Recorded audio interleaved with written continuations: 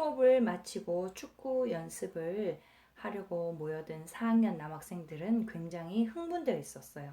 코치 선생님은 마이로와 제이슨을 팀의 주장으로 뽑고 양 팀이 선수를 선택하겠어요. 두 팀으로 시작한다. 그리고 다음 주에는 이번 해에 뛸 4학년 팀을 뽑겠다. 코치 선생님이 말씀했어요. 그때 조슈아가 아이들에게 속삭였어요. 야, 케빈은 뽑지 마. 케빈은 축구하는 법을 몰라 항상 공을 놓치거든.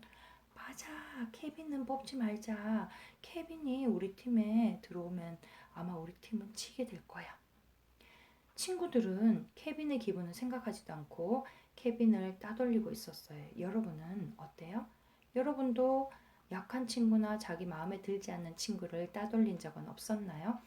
하나님의 말씀 마태복음 5장 22절 말씀에 형제에게 노하는 자마다 심판을 받게 되고 형제를 대하여 나가라 하는 자는 공회에 잡혀가게 되고 미련한 놈이라 하는 자는 지옥불에 들어가게 되리라 라고 말씀하고 있어요.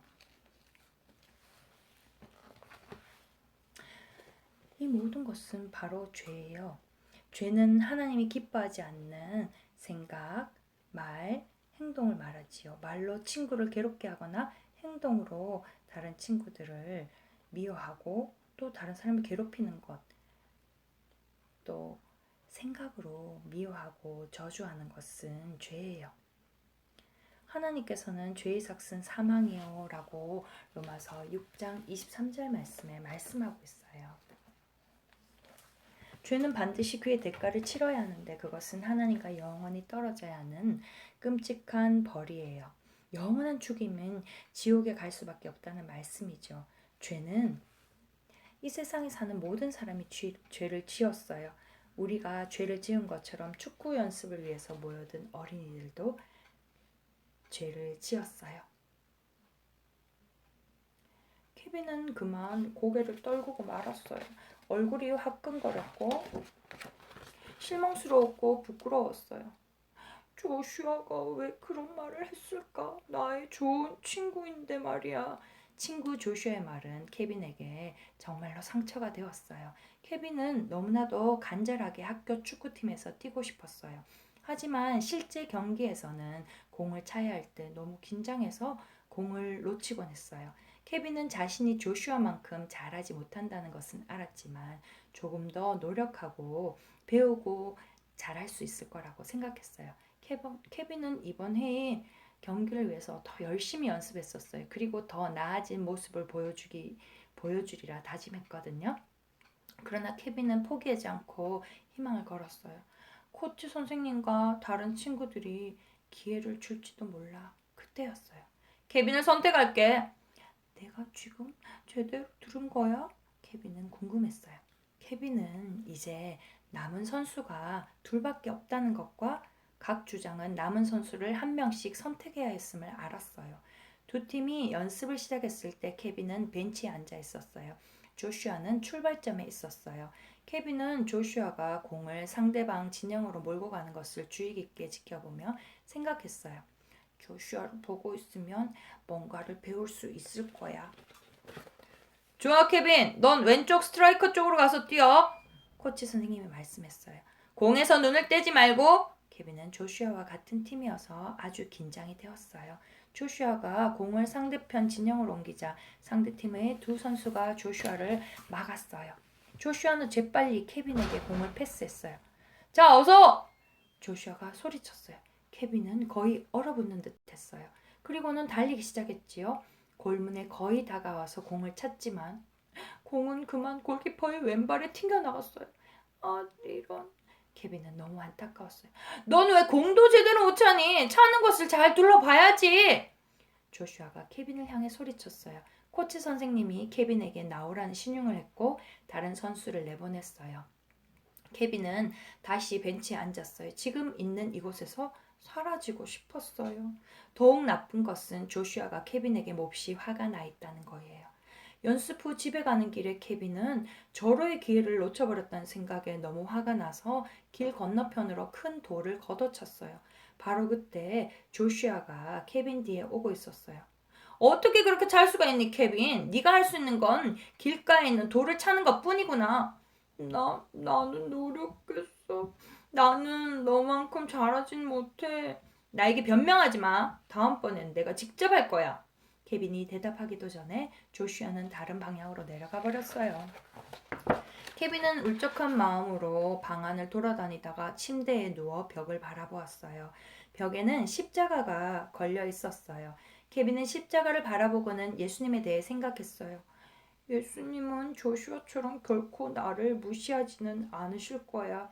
케빈은 자신이 비록 축구를 잘하지는 못했지만 그래도 예수님이 자신을 사랑한다는 것을 알았어요. 예수님은 나의 죄를 대신해서 죽으실 만큼 나를 사랑하셔. 케빈은 빌립보서 4장 13절 말씀, 내게 능력 주시는 자 안에서 내가 모든 것을 할 수 있느니라. 캠프에서 배웠던 요절 말씀을 기억하고는 이것이 바로 내가 기억해야 할 거야. 나는 예수님의 도움으로 공을 찰 수 있어. 주님, 공을 잘 찰 수 있게 해주세요. 주님의 도움이 필요해요. 감사합니다. 예수님의 이름으로 기도합니다. 아멘. 그래요. 케빈은 상처받은 마음을 예수님께 말씀드렸어요. 그리고 용기를 얻게 되었어요. 그리고 케빈을 도우시는 예수님은 여러분도 도우실 수 있답니다. 바로 그때 큰 누나인 베키가 들어왔어요. 케빈, 무슨 일 있었니? 축구팀에서 아무도 나를 원치 않아. 나는 마지막에야 선택되었어. 더구나 조슈아는 내가 항상 공을 놓치기 때문에 나를 뽑지 말라고 아이들에게 말했어. 케빈, 너는 다른 아이들만큼 축구를 많이 하지 않았잖니. 계속 연습한다면 더 잘할 수 있을 거야. 누나 정말 그렇게 생각해? 이 책은 누나가 그래. 누나에게 축구에 관한 책이 있어. 이 책은 누나가 축구를 시작할 때 도움이 되었어. 너에게도 도움이 될 거야. 하지만 누나, 아이들은 지금 연습을 시작했어. 내가 만약 지금 축구팀이 되지 못하면 5학년이 될 때까지 기다려야 할 거야. 조슈아는 내 친구였었어. 그런데 이제 조슈아가 나보다 키가 더 커. 그리고 아무런 이유도 없이 나를 힘들게 해. 케빈, 너 다윗이 어떻게 이스라엘 왕으로 선택받았는지 그 이야기 기억나니? 아니, 하지만 골리앗을 어떻게 죽였는지는 알아. 좋아. 이것은 다윗에 관한 또 다른 이야기거든. 이 이야기를 들으면 기분이 좀 나아질 거야. 하나님께서 이새라는 사람에게 선지자 사무엘을 보냈어. 하나님께서는 이새의 아들들 중에서 하나를 새로운 왕으로 선택하라고 사무엘에게 말했지. 이새에게는 8명의 아들이 있었어. 사무엘이 이새의 맏아들 엘리압을 보았을 때 바로 이 사람이다 라고 확신했어. 엘리압은 키도 크고 용모도 단정했거든. 하지만 하나님께서는 그 용모와 신장을 보지 말라. 나의 보는 것은 사람과 같지 아니하니 사람은 외모를 보거니와 나 여호와는 중심을 보느니라 하고 사무엘에게 말했어. 케빈, 하나님께서는 네가 큰지 혹은 힘이 센지 그런 것들을 보지 않으셔. 하나님은 너의 중심을 보신단다. 무엇이 너를 행복하게 하는지, 화나게 하는지, 또 슬프게 하는지 말이야. 하나님 네가 축구를 할 수 있나 없나가 아니라 네가 얼마나 하나님을 사랑하신가를 보신단다. 사무엘은 다음 아들에게 갔지만 하나님의 선택한 사람이 아니었어. 그리고 세 번째, 네 번째, 일곱 번째까지 모두 보았지. 하나님께서는 그들 모두가 아니라고 말씀하셨어. 마침내 사무엘은 이새의 마지막 아들인 다윗에게로 갔어. 이 아이가 왕으로 선택받아야 할 바로 그 사람이다. 하고 하나님께서 사무엘에게 말했지. 다윗은 소년이었고 막내였지만 하나님께서는 그의 마음이 어떤지 알고 있었어. 다윗은 하나님을 신뢰했어. 다윗의 형들이 그를 힘들게 했다고 생각하니? 그런 일이 있을 때 다윗은 무엇을 기억해야 할까? 하나님은 나와 함께 하신다. 하나님은 나를 만드셨고 나를 사랑하신다. 하나님의 도우심으로 나는 옳은 일을 할 수 있어. 케빈, 네가 힘들 때 기억해야 할 것도 이와 같아. 사무엘은 다윗이 새 왕이라는 것을 보여주기 위해 다윗의 머리 위에 기름을 부었어. 그리고 하나님은 다윗에게 능력을 주기 위해 그와 함께 했다고 성경에서 말하고 있지. 다윗이 왕으로 선택된 후 형들에게 어떻게 했는지 궁금해. 다윗은 선택받은 것에 대해 자랑하거나 나를 좀 봐! 나는 위대해! 라는 식으로 말하지 않았어. 다윗은 하나님을 기쁘게 하려고 했지.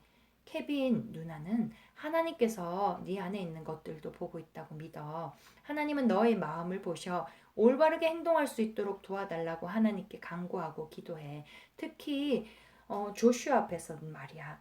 하나님은 네가 축구팀이든 그렇지 않든 옳은 일을 할 수 있도록 도와주실 거야. 고마워 누나. 하나님께서 나를 도와주실 것을 믿어. 이 책도 읽어볼게. 정말로 나는 축구팀이 되고 싶거든. 다음날 쉬는 시간이 지나고 케빈은 수학 문제를 풀기 위해 책상에 앉았어요. 조슈아는 케빈의 뒤에 앉아 있었어요. 케빈은 조슈아가 자신의 어깨를 톡톡 치자 깜짝 놀랐어요. 야, 케빈 4번 문제를 모르겠는데 도와줄 수 있니? 넌 대단한 애잖아. 네가 풀어보지 그래? 라고 말해주고 싶었어요. 하지만 케빈은 그렇게 하는 것은 하나님께서 기뻐하지 않으리라는 것을 알았어요. 다윗처럼 케빈은 자신의 마음이 옳다는 것을 하나님께서 봐주시기를 원했어요. 케빈은 그 문제를 어떻게 푸는지 설명해 주었어요. 잠시 후에 케빈은 다시 조슈아가 톡톡 치는 것을 느꼈어요. 10번 문제도 알려줄래? 케빈은 자신이 조슈아를 위해 뭔가 할 수 있어서 기뻤어요. 자기가 축구공을 차는 것보다 수학 실력이 더 낫다는 것에 하나님께 감사했어요. 수업 후에 두 소녀는 함께 걸어갔어요. 그 문제 이제 이해되니? 고마워. 나는 집에서 별로 도움을 받지 못해. 우리 아빠는 지난주에 이사했어. 아빠랑 엄마에게 문제가 있었거든. 조슈아는 혼자인 것 같았어요. 조슈아의 부모님은 엄마랑 아빠랑만 서로 사랑하지 않는 것이 아니라 조슈아도 사랑하지 않는 것 같았어요. 그러나 한 번도 조슈아를 사랑하지 않은 적이 없는 분이 계시다는 것을 조슈아는 깨닫지 못했어요. 그분은 바로 하나님이세요. 하나님은 이 세상의 모든 것을 만드신 창조주세요. 거룩하신 분이기 때문에 죄에 대하여 깨끗하신 분이고 뿐만 아니라 여러분을 위해서 하늘나라를 만들어 놓으셨지요. 그리고 무엇보다도 중요한 것은 조슈아를 비롯하여 여러분을 특별히 사랑하시는 분이라는 거예요. 하나님 말씀 예레미야 31장 3절 말씀에 내가 영원한 사랑으로 너를 사랑하기에 인자함으로 너를 이끌었다라고 말씀하고 있어요. 하나님께서는 성경 말씀을 통해서 말씀하고 계세요. 여러분은 외로워할 필요가 없어요. 절대 혼자가 아니에요. 조슈아도 혼자가 아니에요. 하나님이 함께하고 계세요. 그리고 친구 케빈이 지금 곁에 있잖아요. 케빈은 하나님, 제가 어떻게 조슈아를 도와줄 수 있을까요? 하고 기도했어요. 조슈아, 너도 이사할 거니? 모르겠어. 우리 학교에 계속 다닐 거지? 그러고 싶어. 하지만 나도 몰라. 난 두려워, 케빈. 케빈은 조슈아에게 큰 문제가 있다는 것을 알았어요. 지난 성경 캠프 때 선생님이 예수님에 대해 말씀해 주셨어. 이제 예수님은 나의 구주이고 나의 가장 좋은 친구야. 예수님은 결코 나를 떠나지 않겠다고 약속하셨어. 문제가 있을 때 예수님은 내가 더 나아지도록 도와주셔. 예수님은 너도 도와줄 수 있어, 조슈아. 예수님이 나를 어떻게 도와줄 수 있는데? 조슈아가 예수님을 구주로 그리고 가장 좋은 친구로 삼기 위해 케빈은 어떻게 해야 할까요?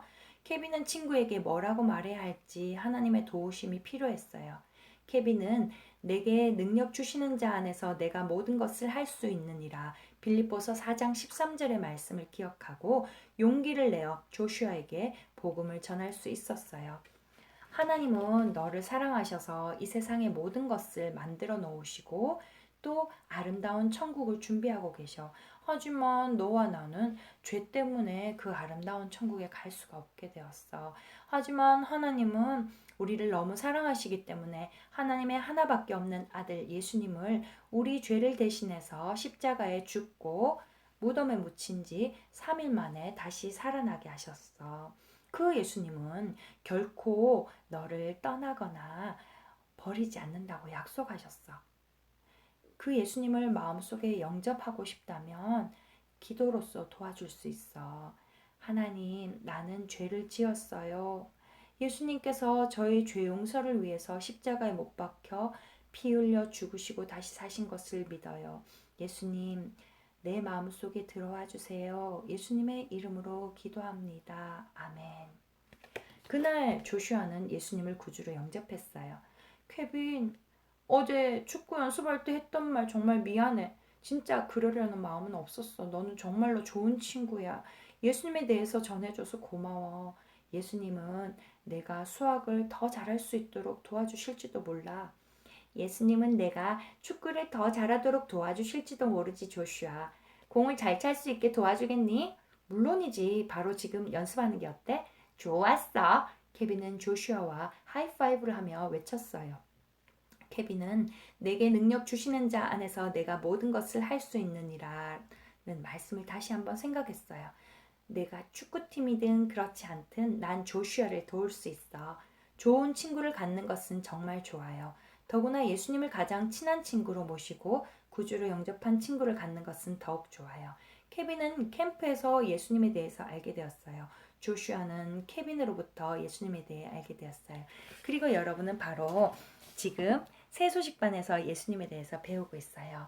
예수님은 여러분의 죄에 대해서 아세요. 하지만 예수님은 여러분을 사랑하시고 십자가에 달려 돌아가심으로 여러분의 죄값을 치르셨어요. 오늘 요절 말씀을 한번 외워볼까요? 하나님의 말씀 로마서 10장 13절 말씀 누구든지 주의 이름을 부르는 자는 구원을 받으리라. 로마서 10장 13절 말씀 아멘. 예수님은 살아계시며 여러분의 구주가 되기를 원하세요. 여러분을 죄에서 구원하시는 예수님을 영접하겠어요? 예수님을 영접한다는 것은 너무나도 중요한 일이기 때문에 장난치거나 떠들면서 하면 안 되고 진심으로 믿으면서 기도해야 합니다. 선생님의 기도를 따라해 주세요. 하나님, 저는 죄를 지었어요. 죄송합니다. 예수님께서 내 죄를 대신해서 십자가에 죽으시고 다시 살아나신 것을 믿어요. 예수님, 지금 내 마음속에 들어와 주세요. 예수님의 이름으로 기도합니다. 아멘. 진심으로 기도했나요? 진심으로 기도했다면 여러분은 하나님의 자녀가 되었답니다.